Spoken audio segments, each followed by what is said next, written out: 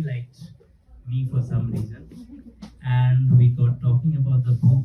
We got talking subsequently, and the result is, so. Yes, sir. I've always maintained that publishing is a series of serendipities.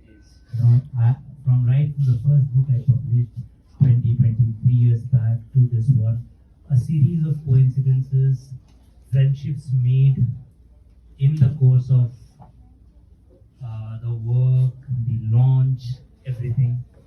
And so I'd like to thank Viveck again for doing this with us. Wonderful to have the book out. Praveenji, thank you so much for agreeing to be here and raise this event.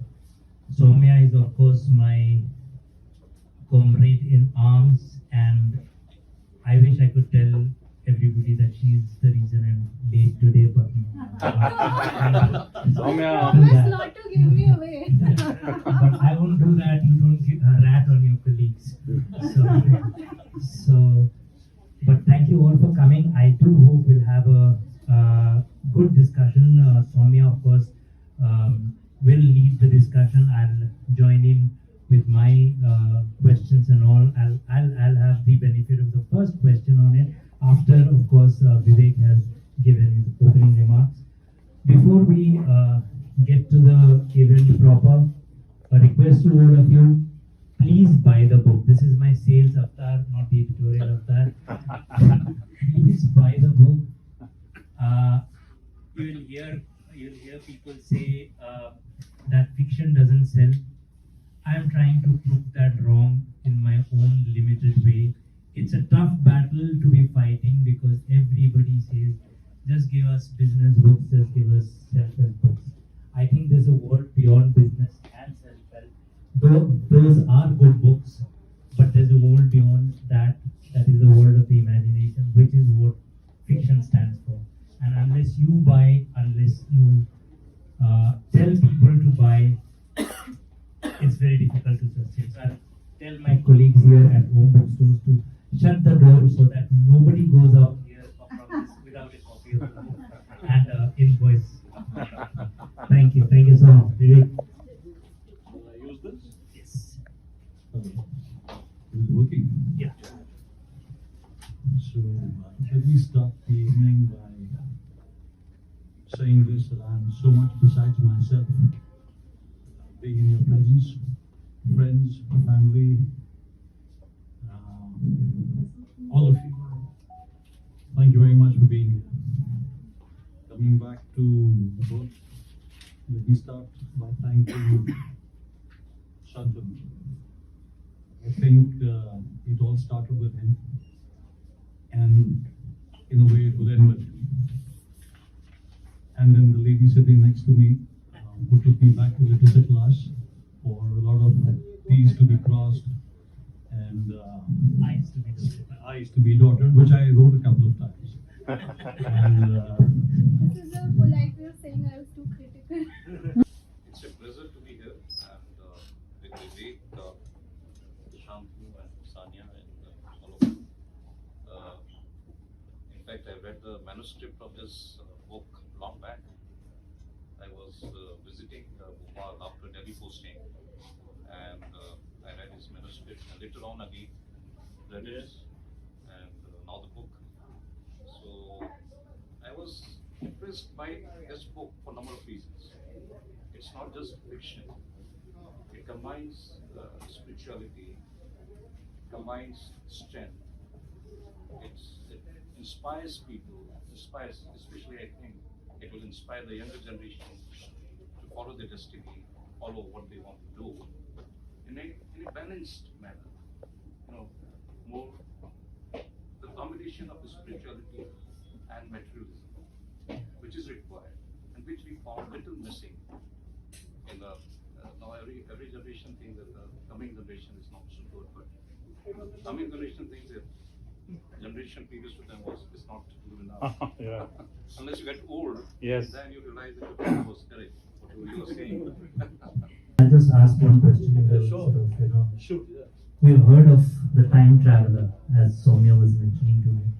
What good traveler come into it. All right, so Better. well, this is one state that we are in, which is a woken state. And like I said, for me, it's a dream to be here. So I'm using that as a connotation. And of course, the other state arises when we sleep and we do away with the physical senses, and our more subtle senses get stimulated. And that's when the mind wakes. Now that is the travel of the mind. So while it's a bit easier to control the physical aspect, it's difficult too. Sports is not easy. When I say the physicality of the human being, you're also talking about extreme things. So to a certain level, it's within your control. But if you have to take it to another level, it requires a certain amount of dedication, a certain amount of control, perseverance, to get your body to reach that state. So it is in the mind. It requires the same amount of depth, same amount of thought to make your mind reach that level of perfection where you can actually control it. So you go beyond your dreams.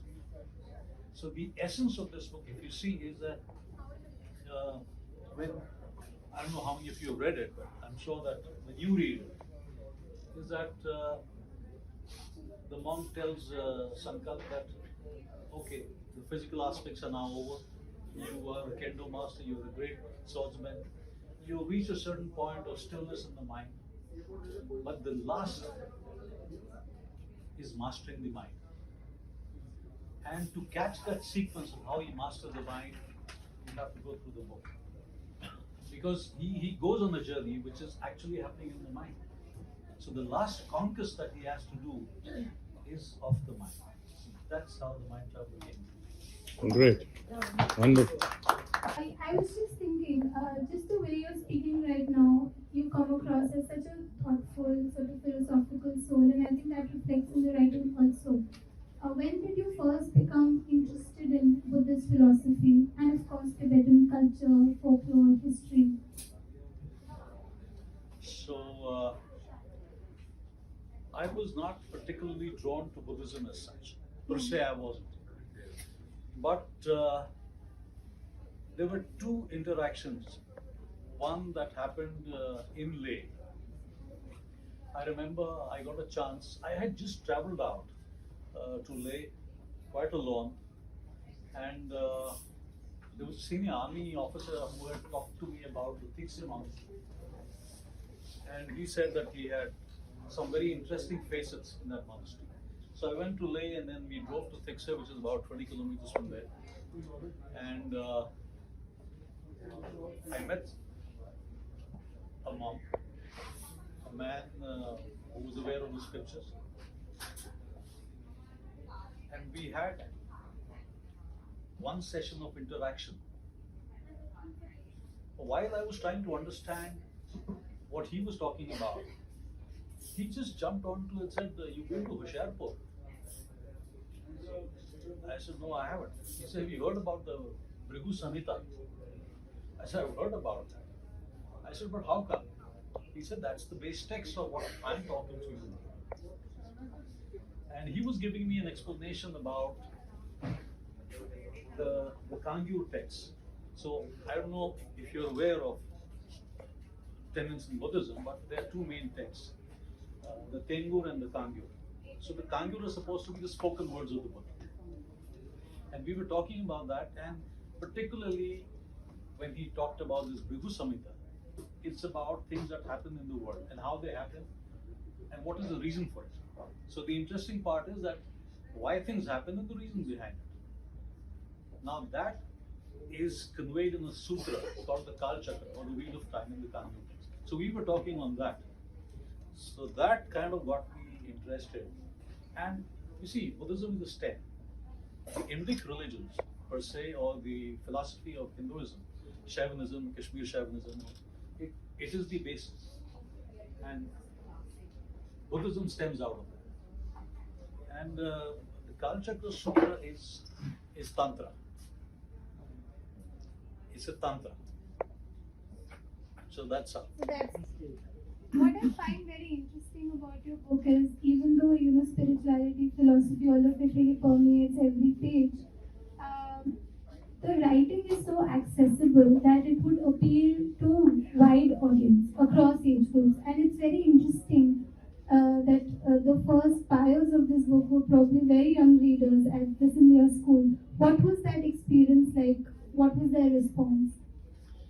So, And also to add to that, was it a conscious decision because you could have muddled up the writings in, for want of a better, because of the philosophical streak in it, you could have been a little less accessible. Was that a conscious decision, or did it come organically as you wrote?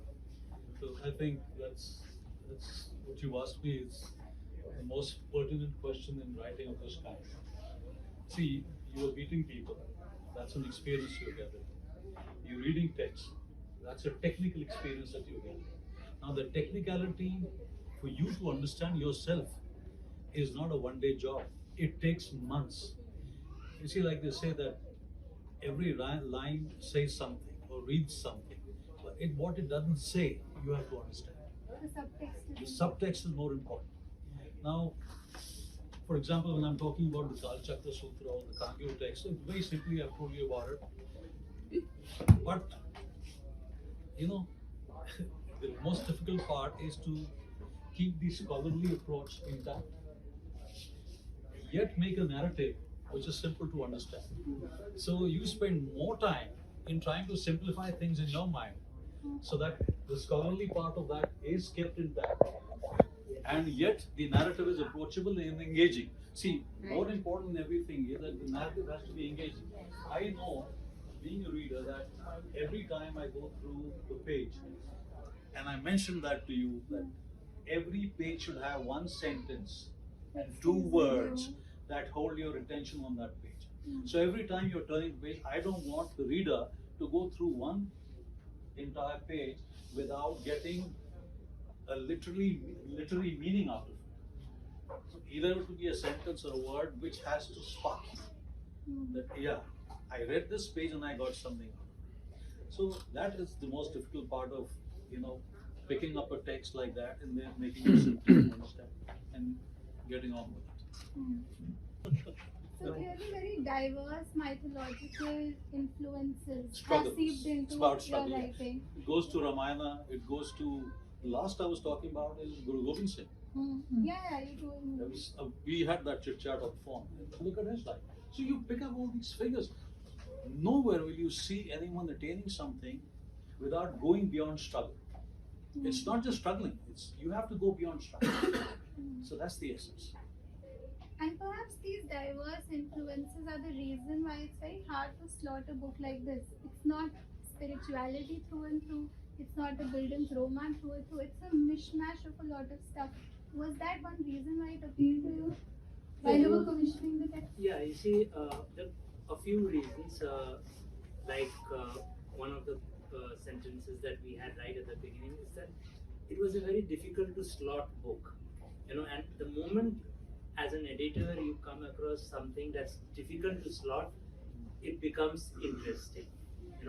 In a sea of writing, everybody has a book to write, everybody has a post to share. If something stands out and is not easily put into a bracket, then it becomes interesting. So that was one reason. But actually, when I saw and he sent it to me, that the background of it is one of the shots that came to my mind when I was reading parts of the thing. So those were the things, the inaccessibility of the inability to slot it to a particular genre, category, the spiritual aspects of the book, what he mentioned, the continuous struggle that you have to, and despite being a 12th, 13th century narrative, the issues being very contemporary. Today it applies to a person who might be going on a journey like this even today. The same things will apply. So those are the aspects you look for. You can't ask for anything more. After that, it's readers like you will decide how far the book is. another plug for all of you to get a copy of that. So you basically everybody's already got it. Another copy. Got to